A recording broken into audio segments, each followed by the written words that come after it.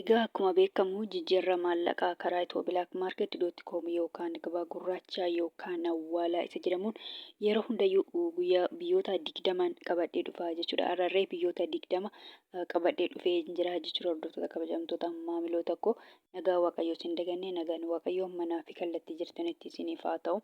Warroonni mana kanaaf haaraa taatan nooraa manni kun mana keessanii chaanalaa kanas sabiskiraayib sheer laayik koomentii gochuu hin dagatinaa. Warroonni mana kanaaf maatii taatan immoo sheer laayik gochuun viidiyoo kana hanga dhumaatti daawwadhaa isiniin jedha. Maaliif viidiyoon koo xiqqoodha daqiiqadhuma 8 jechuudha. Yoo baay'ate daqiiqa 8 yookaan daqiiqa 7 yookaan 8 jechuudha. Kana wayiin daqiiqa 7 fi sekeendii wayiiti malee yoo baay'ate yoo akkam baay'ate daqiiqa 8 jechaadha viidiyoon koo. Kanaafuu gabaabumatti sa'aatii yookaan yeroo baay'ee namatti fudhatu jechaadha. Akkuma beekamu egaa biyyoota ani qabadhee dhufu immoo kanneen akka Ameerikaan doolaarii, Kanaadaan doolaarii, Awustiraaliyaan doolaarii, Hoomar riyaala, Duubaa dirhama, Saawud Arabiyaa riyaala, Kuweet dinaara, Baareen dinaara, Chaayinaa yowaanii, Joordaan dinaara, Iswiis biraanki, paawundi sterlingii, yuuroo, kiroonii, turkii liiree fi kan kana fakkaatan qabadhee dhufee jira jechuudha. Salphumatti biyyoota 20 qabadhee dhufee jira jechuudha. Karaa baankiitiin immoo baankii daldala Itoophiyaatiin akkuma jedhe akkuma guyyaa dheengaddaa jechuudha. Har'aan guyyaa 4 natti fakkaata. Karaa baankiitiin illee kanan qabadhee dhufe akkuma dheengaddaatti jechuudha. Ammuma akkuma dheengadda isaa viidiyoo dura keessatti hojjedhe jechuudha. Viidiyoo dheengaddaa keessatti hojjedhe maaliif karaa Itoophiyaa maarkeetii jijjiirama malee karaa baankiitiin dhaabbataadha yookaan ji'aatti akkuma jedhe yookaan torbanitti yoo qayyarame malee hin qayyaramu jechuudha. Karaa Itoophiyaa maarkeetiin garuu yeroo onlaayinii irra jiranuu daqiiqaan xiqqoo keessatti iyyuu yookaan hin dabalaa yookaan hin hir'isaa jechuudha. Guyyaatti yeroo 5 iyyuu qayyaramuu hin danda'a karaa Itoophiyaa maarkeetiin. Karaa baankiitiin galuu oo akkam qayyarame yookaan torbanitti, torban lamatti, ji'a lamarree kan turu jira jechuudha. Salphumatti karaa baankiitiin qayyaramu karaa Itoophiyaa maarkeetiin garuu utuma onlaayinii irra jiran iyyuu qayyaramaa jechuudha. Amma salphumatti Ameerikaa doolaara irraa hin ka'a jechuudha. Guyyaa hundayyuu Ameerikaa doolaara irraa hin ka'a. Guyyaa har'aa immoo oolmaa keessa makaadha jechuudha. Kan biyyoonni kan dabalanis hin jiru kan hir'isanis hin jiru jechuudha. Amma Ameerikaa doolaara irraa hin ka'a. Ameerikaa doolaariin tokko karaa Itoophiyaa maarkeetii yookaan gabaa gurraachaan birrii 100 fi birrii 58 fi saantiba 19. Kanaadaa doolaariin tokko karaa Itoophiyaa maarkeetii yookaan gabaa gurraachaan birrii 100 fi birrii 13 fi saantiba 05. Awustiraaliyaa doolaariin tokko karaa Itoophiyaa maarkeetii yookaan gabaa gurraachaan birrii 100 fi birrii 1 fi saantiba 39. Hoomar riyaalli tokko karaa Itoophiyaa maarkeetii yookaan gabaa gurraachaan birrii 400 fi birrii 10 fi saantiba 84. Kan itti aanu Duubaay dirhamiin tokko karaa Itoophiyaa maarkeetii yookaan gabaa gurraachaan birrii 43 fi saantiba 01. Saawud Arabiyaa riyaalli tokko karaa Itoophiyaa maarkeetii yookaan gabaa gurraachaan birrii 42 fi saantiba 16. Kuweet dinaarri tokko karaa Itoophiyaa maarkeetii yookaan gabaa gurraachaan birrii 500 fi birrii 14 fi saantiba 58.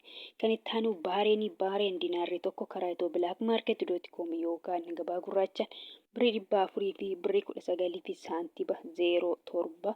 Chaayinaa yowaaniin tokko karaa Itoophiyaa maarkeetii yookaan gabaa gurraachaan birrii 21 fi saantiba 91.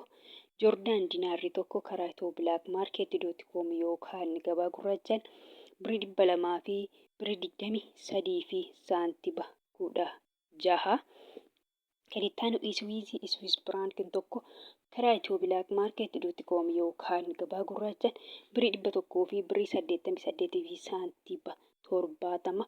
Paawundi sterlingiin tokko karaa Itoophiyaa maarkeetii yookaan gabaa gurraachaan birrii 200 fi birrii 10 fi saantiba 02. Yuuroon tokko karaa Itoophiyaa maarkeetii yookaan gabaa gurraachaan birrii 100 fi birrii 77 fi saantiba 20. Koroonaan tokko karaa Itoophiyaa maarkeetii yookaan gabaa gurraachaan birrii 16 fi saantiba 28. Turkii liireen tokko karaa Itoophiyaa maarkeetii yookaan gabaa gurraachaan birrii 4 fi saantiba 08. Egyptian poundiin tokko karaa itoo black market .com yookaan gabaa gurraachaan birrii 3 fi saantiba 15. Kan itti aanu yemen riyaalii tokko karaa itoo black market .com yookaan gabaa gurraachaan 0 saantiba 64.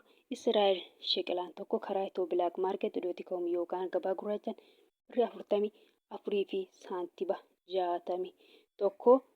Pakistaan ruupeen tokko karaa itoo black market .com yookaan gabaa gurraachaan 0 saantiba 56. Kan itti aanu hindiidha. Hindii ruupeen tokko karaa itoo black market .com yookaan gabaa gurraachaan birrii 1 fi saantiba 87. Sharafachaa oolan yookaan jijjiirrachaa oolanii jiru jechuudha. Kun karaa itoo black market .com yookaan gabaa gurraachaan kana fakkaata jechuudha. Oolmaa sharafaa guyyaa har'aa.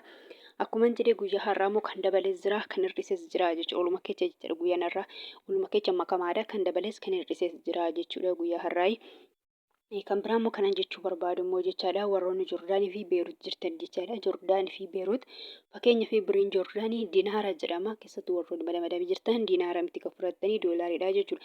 Akkasumas warroonni Beerut yookaan Libnaan jirtanii jechuudha. Birriin biyya sanii maal jedhama? Paawundii jedhama. Paawundiin Beerutii baay'ee xiqqoodha jechuudha. Birrii Itoophiyaati gadi jechuudha. Baay'ee xiqqoodha jechuudha. Akka birrii Paakistaan akka birrii Yemen jechuudha. Birrii Yemen tokko birrii Itoophiyaa tokkoon guutu. Akkasuma birrii Paakistaan illee xiqqoodha jechuudha. Birrii Itoophiyaati gadi jechuudha.